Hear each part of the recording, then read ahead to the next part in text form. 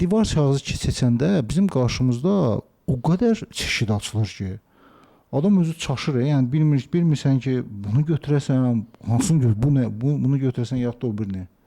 Aralarında ilişib qalırsan. Divar kağızı tutam götür. Nə seçimi necə eləməliyik biz? Divar kağızlarının özünün bir dönəmi var. Pandemiyaya qədər tamam fərqli divar kağızından istifadə olunurdu. Pandemiyadan sonra tamam fərqli divar kağızından istifadə olunur. Hətta öyle.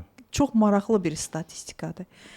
Pandemiyaya qədər çox məşhur bir brendlərin divar kağızından istifadə olunurdu. Güllü, çiçəkli, yəni bu brend olsun, o olsun, bu olsun. Pandemiyadan sonra çox sürətli bir şəkildə emulsiya tipli divar kağızlarından istifadə sürətlə qalxdı. Sadə, üstündə heç bir elementi olmayan bir bufirkasiya nöqtəsi yaratdı pandemiya əslində.